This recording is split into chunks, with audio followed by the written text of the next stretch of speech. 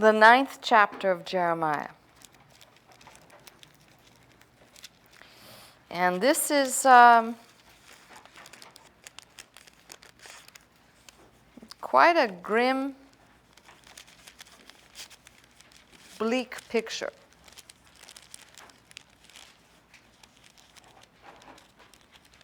I pray some of you are going to be rereading some of these passages we're looking at. And you will agree with me that this is a message for this time.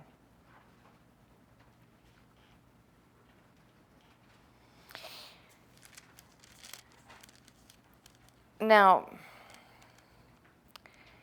God is, through the prophet, pretty much laying out the bad news. We'll read. There's a few things that are somewhat noteworthy. As we left off in chapter 8 and verse 22 about the bomb in Gilead.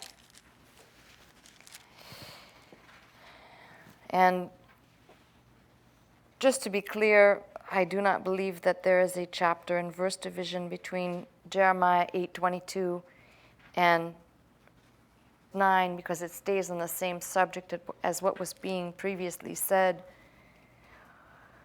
Oh, that my head were waters and mine eyes a fountain of tears, that I might weep day and night for the slain of the daughter of my people. Oh, that I had in the desert or wilderness a lodging place of wayfaring men, that I might leave my people and go from them. For they be all adulterers, an assembly of treacherous men. They bend their tongues like their bow for lies.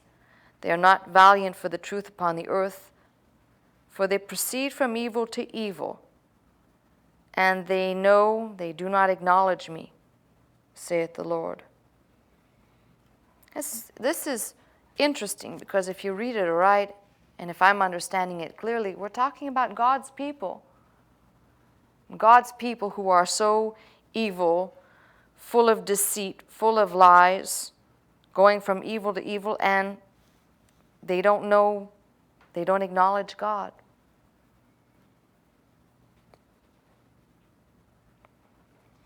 Take ye heed every one of his neighbor, and trust ye not in any brother. For every brother will utterly supplant, and every neighbor will walk with slanders.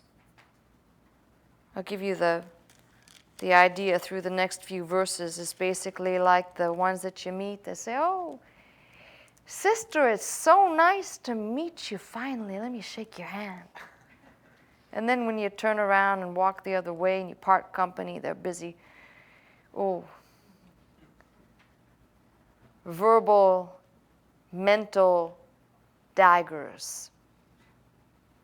If I never see that woman again. I've met those. They will deceive everyone his neighbor, will not speak the truth. They have taught their tongue to speak lies, and weary themselves to commit iniquity. Thine habitation is in the midst of deceit. Through deceit they refuse to know me, saith the Lord. Therefore, thus saith the Lord of hosts, behold, I will melt them and try them. I will melt them and try them. It's interesting. For how shall I do for the daughter of my people? Their tongue is as an arrow shot out. It speaketh deceit. One speaketh peaceably to his neighbor with his mouth, but here it is, in his heart. He's essentially what goes on today. How you doing? Christian love. Especially, let me just say a footnote on this, because this is something that I find kind of egregious when people try to exude unnatural, and it is unnatural affection towards other people under the guise that this is how Christians behave. And I say unnatural because I really don't read that if Christ is the type and the Spirit of God is the dimension given to us, I have nothing to compare to what people say, this is the behavior, I have nothing to compare it to in Scripture. Absolutely not. I see compassion, the compassion of Christ. But this is a behavior to me that is very prevalent, where people are speaking kind words and they do the Christian act, but they're just ready to kill you as you turn around. Shall I not visit them for these things, saith the Lord? Shall not my soul be avenged on such a nation as this? For the mountains will I take up a weeping and wailing, and for the habitations of the wilderness a lamentation, because they are burned up, so that none can pass through them, neither can men hear the voice of the cattle. Both the fowl of the heavens and the beast are fled, they are gone. It's a desolate land now. And I will make Jerusalem heaps and a den of dragons, and I will make the cities of Judah desolate without inhabitants. It's very bleak. I said this very bleak picture. And here's the beginning of what I want to focus on, because it's a marvelous question. Who is the wise man that may understand this? I want you to picture the prophet being told to go and speak these things, or write them, or declare them. And here is a question, very simple. Who's wise enough to understand this? Who can understand what's being said? Sometimes I think we read this and the poetry of the King James loses the emphasis of today. The prophet has just declared the state of the people, that they are full of deception. Although they call themselves the people of God, it's like people today saying, but I'm a Christian. But don't even want to get to know or acknowledge who God is in their lives. I just finished saying that about giving, by the way. That's why you can look this through, and sometimes you can say, but how does this apply today? Who is the wise man that may understand this? Who can understand what the prophet was declaring? Judgment upon Jerusalem and judgment upon Judah. And who is he to whom the mouth of the Lord hath spoken, that he may declare it? For what the land perisheth, and is burned up like a wilderness, that none passeth through.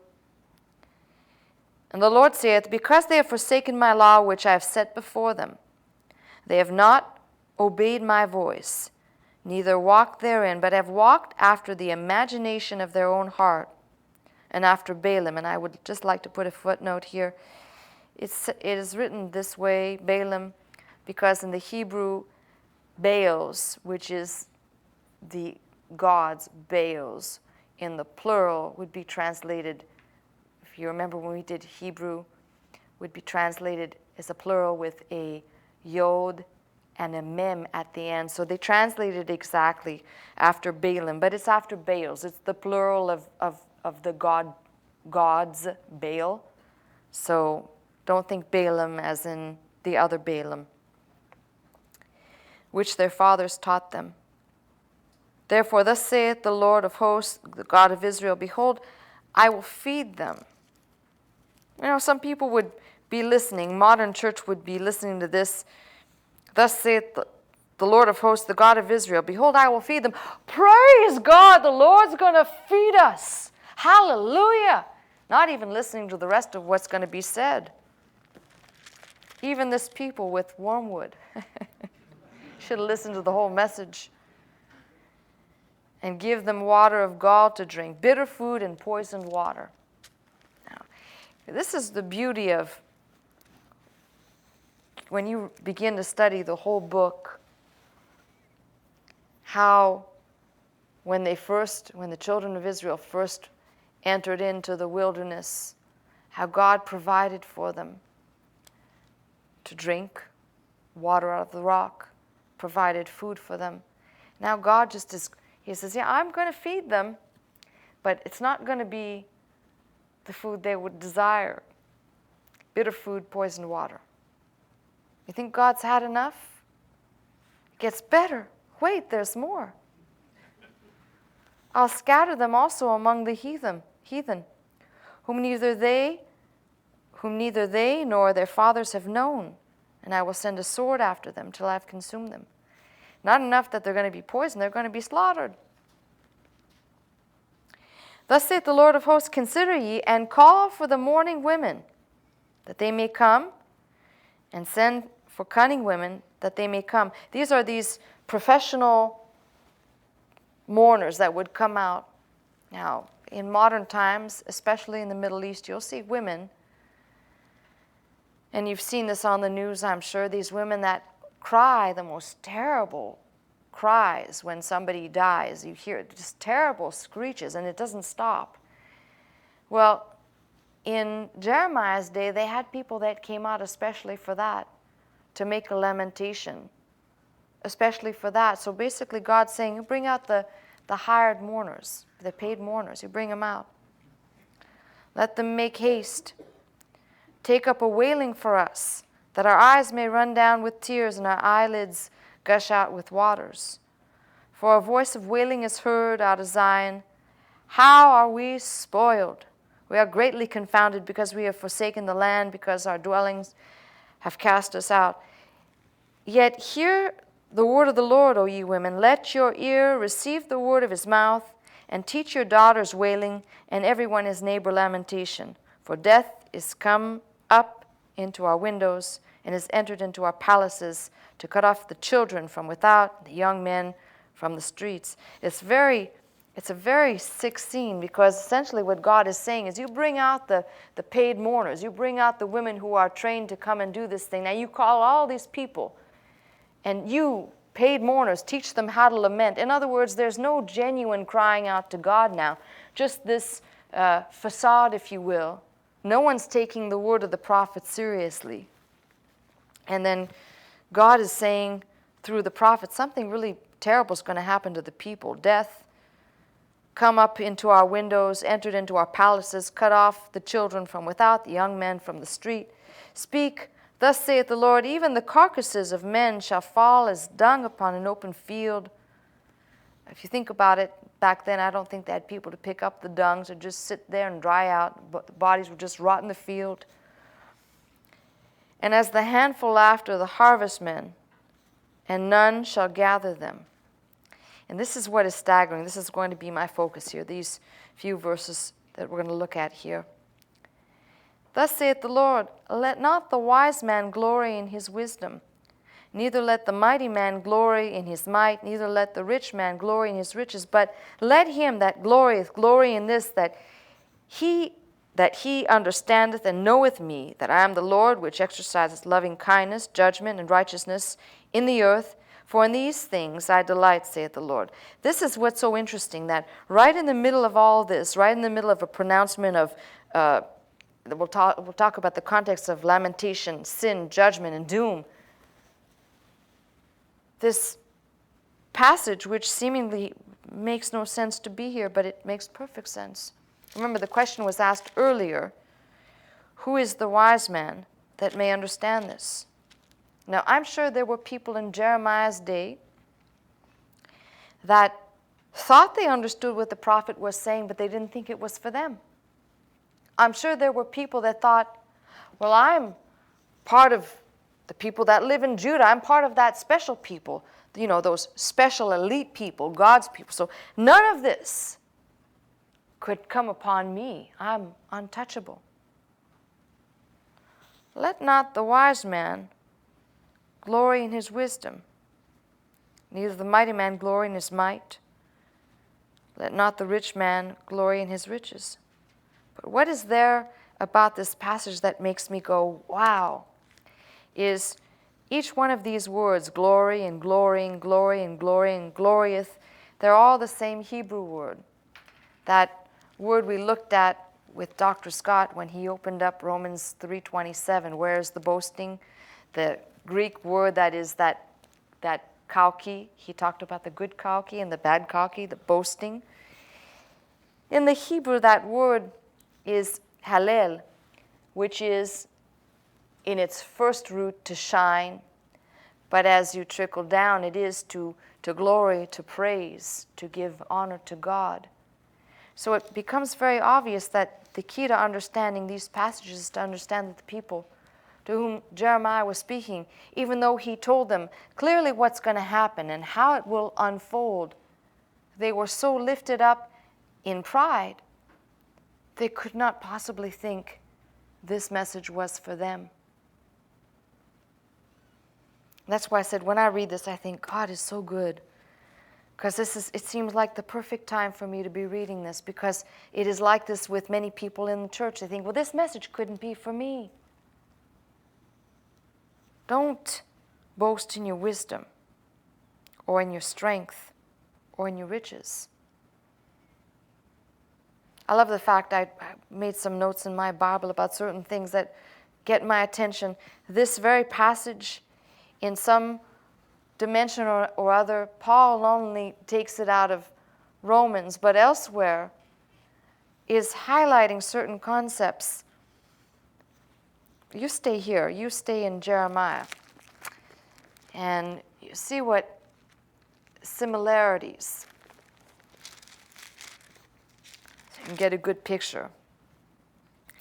In 1 Corinthians, in the first chapter, when Paul is saying we preach Christ crucified unto the Jews a stumbling block, under the Greeks foolishness, because there would have to be something infinitely more and greater. But unto them which are called, both Jews and Greeks, Christ the power of God and the wisdom of God, because the foolishness of God is wiser than men, that the weakness of God is stronger than men. For you see your calling, brethren, how not many wise men after the flesh, not many mighty, not many noble are called, but God hath chosen the foolish things of the world to confound the wise. God has chosen the weak things of the world to confound the things which are mighty. You can see this very strong grabbing hold of something that Jeremiah had declared, which is these people thought Paul is going to use it against the Jews and the Greeks, but in Jeremiah's day, the people of God themselves said, but this can't be us. This pronouncement of doom. By the way, they wanted to kill Jeremiah because they said, he's a liar.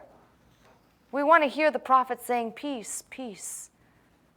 But he said, well, there is no peace. But listen, and the base things of the world and the things which are despised hath God chosen, yea, and the things which are not, to bring to naught the things that are, that no flesh should glory in his presence. The same Greek word, kalki, and it's the same Hebrew word, tichalel, same word. So no flesh should glory, should boast in his presence, not to say, well, because I'm of some good godly heritage, or like these people that would like to boast. Well, in Jeremiah's day, the same thing. And this is what I love about this. Right in the middle of doom, right in the middle of judgment, the Lord says, let not the wise man glory in his wisdom, or the mighty man glory in his might, or the rich man glory in his riches. But let him that glorieth, let him that boasts, let him that gives praise, glory in this, that he understandeth and knoweth me. Now, I could take this passage right here tonight and tell you what I said about giving is found right here. That a man or woman may understand and know God on many dimensions. I'm illustrating this on the topic of giving. But it's to understand and know who God is and how he sees us. We have this one dimensionality about ourselves. We want to see God the way we would like to see God, but we seldom, if ever, see from God's vantage point looking at us. Just we dust stuck on dust people. He knows our frame.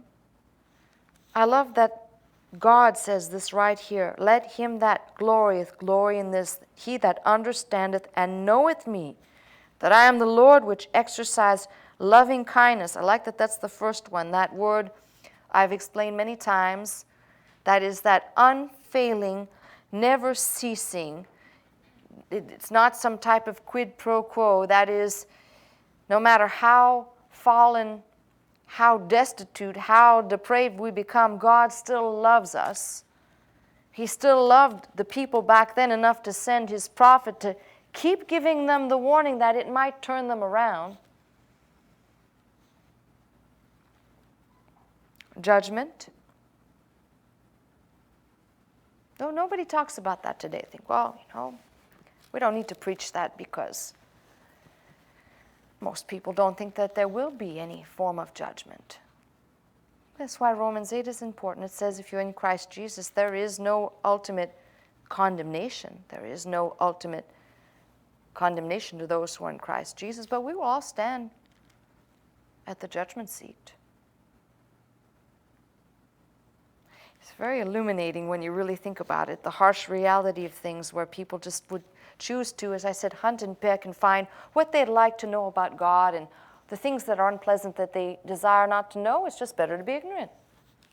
Oh, that's not me, I'm sorry. That's for some other person over there. And righteousness, his righteousness in the earth. For in these things I delight, saith the Lord. Well, let me finish the rest of this, because it's kind of a little bit of a nasty gram from God. Behold, the days come, saith the Lord, that I will punish all of them which are circumcised with the uncircumcised. There come a time when God's not going to accept the tokens anymore of circumcision. But the judgment will fall on those circumcised and uncircumcised, Egypt and Judah and Edom, the children of Ammon, Moab, and all that are in the utmost corners that dwell in the wilderness. For all these nations are uncircumcised, and all the house of Israel are uncircumcised in the heart. Now you think about how staggering that is. God's covenant that he gave to his oracle people, that token, symbolic circumcision. And he says it won't make a difference because they may have cut one part off, but they haven't any concept of what that act meant in the heart. Which is why I said to you, some of these concepts must be understood here, that when you go and read what Paul says about the very same subject of circumcision and uncircumcision, the clarity and the continuity from old to new is seamless. But staggering. Now, I just read 1 Corinthians and kind of juxtaposes, say, put a modern twist on this. Paul tells the Corinthians he didn't come to them with excellency of speech, or we read and we think, wow, he's a great speaker, great writer. But he tells them he didn't come with great excellency of speech. He came with God's message. Elsewhere, he calls himself an ambassador for Christ. Ambassador is always a spokesperson coming on behalf of. I'm reading this and I'm thinking, a great message. God doesn't require great wisdom, or that we should glory in great wisdom. No, we're to become a disciple, which is a learner. We learn about him. And we learn about him through studying the Word. And he says, likewise, let not the mighty man glory in his might. I love the fact that it's God that gives the might. So why would you glory in what you think you have when God is the one that gave you the power to be mighty? And likewise, riches. And I love what Jesus says about the riches concept, because I read this and right away my mind went to Luke 12, where Jesus talks about the farmer who had prospered. You say, I'm drawing a lot of strings here, but they all come together real nicely. Where, speaking of riches and glorying in riches, it's in Luke 12 where it says there was a certain rich man brought forth plentiful, the farmer. He thought within himself, saying, what shall I do, because I have no room where to bestow my fruits? And he said, this will I do. I'll pull down my barns, build greater. There I will bestow all my fruits and all my goods. And I will say to my soul, Soul, thou hast laid up much goods laid up for many years. Take thine ease, eat, drink, and be merry. But God said unto him, Thou fool, this night thy soul shall be required of thee. Then who shall those things be which thou hast provided? So is he that layeth up treasures for himself and is not rich toward God. I love the fact that when Jeremiah says, Let not the rich boast in his riches, that's exactly what that means. I'm still back to giving, lest you think I departed off of giving. I haven't. I told you we can go from any place in the Bible. There are those people who would like to tell you how they got their wealth and how they greatly devised to get riches. But they never boast in the fact that God gave them the riches. You know the message out of Deuteronomy where God says, Don't forget, I'm the one that gave you the ability to have wealth. Another missing message of the church. That's not to say that God's people can't have. You'll know that many of God's people have when having the possessions don't possess them. When having the possessions is not part of the attitude of, well, look what I have, but rather, boast in this. I could do something with that. There's so many good things that could be going off colloquially in my mind. Boast in this. Take that. Better for you to know and understand about God. Better for you to glory in that. Better for you to understand the unsearchable riches that can never be exhausted of God through His Word. Boast in that. Don't think, for example, because we had many people here who thought they were plenty wise and used to go around telling other people in ministry how smart they were. Just when I just came on the scene, I remember a few of those. In fact, one compared himself to the wisdom of Dr. Scott and said he was very smart. That just on that field alone, that tells you he really didn't have a good view of himself. Oh, we've had multiple people come. We had one person that was very wealthy. And I've told you the story before. I don't care if the person's listening or not. They've long left the ministry. Thought that their money could buy and control me. When Dr. Scott got promoted, and I said, people that process the mail will know this. Your money's no good here. Not for that purpose. In fact, it sent a very, very large check, and I remember thinking it was in those few weeks where I wasn't sure how we were going to make it. And I said, send that damn check back. I'm not taking it. Because that's not, for me, when things come attached with, by the way, I want this, and that's not boasting in God and what God can do. That's boasting in placing your trust in your riches, thinking somehow you can control what goes on here. Now, maybe that works somewhere else, but it doesn't work here. And maybe that's why God has let me be a steward of this place and of everything that pertains to this place. Because I really do understand. The boasting is in God. When Paul asked the question, where is the boasting? Where is the boasting? There is good boasting. It's not in, oh no, not us. This won't happen to us.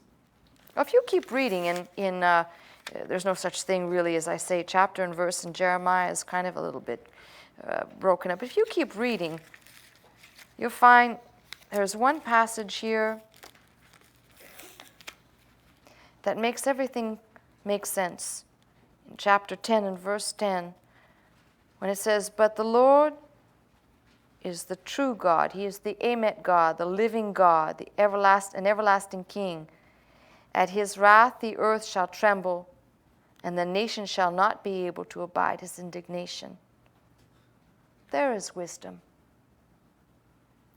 There is wisdom from the prophet's mouth. What I'm trying to show you is you juxtapose how the people received the word of God versus the prophet understanding the message from God, straight from God's heart. He is the truth. Now, the fear of the Lord is the beginning of knowledge, out of Proverbs. Believe it or not, I just quoted Proverbs to you. The fear of the Lord.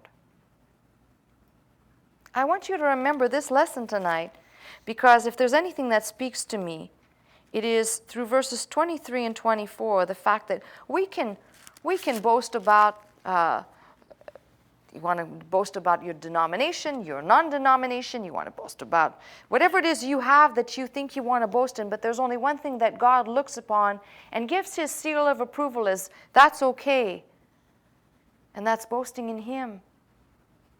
That's boasting in him.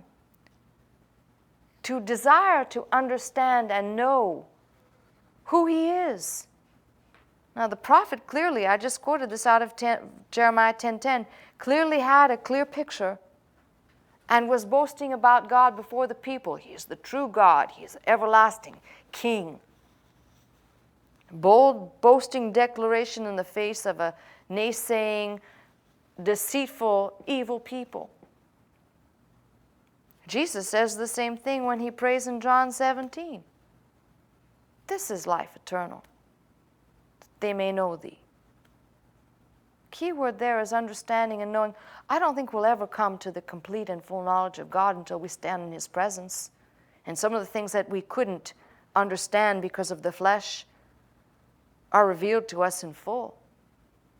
But we may know in part the part that's revealed to us.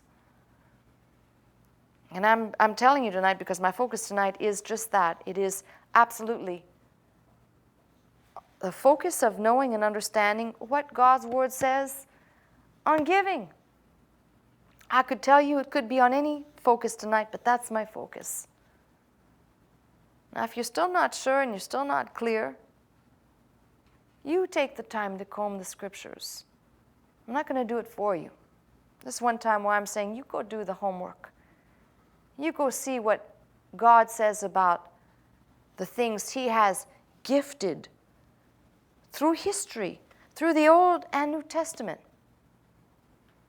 And if you can come back and tell me that there's any place for you to say, well, I did this. My hands did this. Well, God gave you the hands to do it. Thank God for the hands. Thank God for the ability to. But he's the one that gave it. You don't believe that? I suggest you go back and reread the passage I just read. The boasting is in what God has given you through who he is. The beginning of understanding all this. Now, I am going to build a body of people here based on the foundation that's already laid of bodies that are following this understanding and principle. I am going to build a body of people here who are seeking to know and understand about God and his ways versus anything else that somebody might tell you regarding giving or any other subject, but my focus is giving. I'm going to build a body of serious learners here who are set on understanding God has certain principles and they will not be changed. Start at the garden and you go all the way straight through the scripture. Start at the garden with the tree. That was God's tree. You are not to eat or touch of this tree. It's mine, God speaking. Now, there was a consequence for touching what was God's. That's a perfect giving message right there. And it continues straight through the Bible. I'd rather some of you get more concerned about understanding and knowing what is important to God than going through an activity which in your heart hasn't even connected yet to the stewardship you have been entrusted with. Now, you stay long enough looking at these proofs that God has laid out through his word, you will come to an ultimate conclusion about something. God does care about what you do with your things, and he does care about how you treat what he's given you. My hands did this. My talent did this. My wisdom did. I'm so smart. I can't believe what I've done.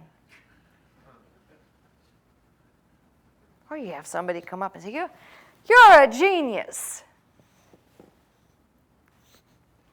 Really? Well, then God made you that way, and God gave it to you, and you're pretty dumb if you don't recognize Him as the one who gave you the ability to even have that wisdom. The boasting is in Him. Now, there's a good boasting, as I just said. There's a bad boasting, the one that's about self or the one that's about God. And there are plenty of ways to boast in the Lord. Oh, there's plenty of scripture, the Psalms and the last part of the Psalms, which are called the Hallel Psalms, which are thanksgiving and praise to God. Praise the Lord, praise the Lord, praise the Lord, over and over again. That's with the mouth. A declaration either read or in the heart, the mind, spoken. There's the other kind of praising too. It comes when you say, I'm putting God first. In fact, no one can know if you're really putting God first except you and God. That's why I said it's probably the highest form of worship, because all these other things can be outward appearances of something, but only you know between you and God if you are putting Him first in your giving. That is a noteworthy stewardship. There's no one to come and check up on you. Oh, I may give you the push tonight to say, come on, where are you and what are you doing? But there's one where you're on your own. You're either seeing the opportunity, seizing it, or lying to God, lying to yourself, and you really don't think you'll have to give account. And if that's your state, may God have mercy on you. But for the rest of you who are interested in what I'm saying, who know what I'm saying to be true, there should be a good boasting. The good boasting starts with recognizing who the giver of all these gifts are in your life. That is God, the gift of His Spirit working in you, and that gift of His Spirit making you a giver. So, we're going to go back to the phones. I'm taking your commitments. If the shoe fits, wear it. Get busy. Come to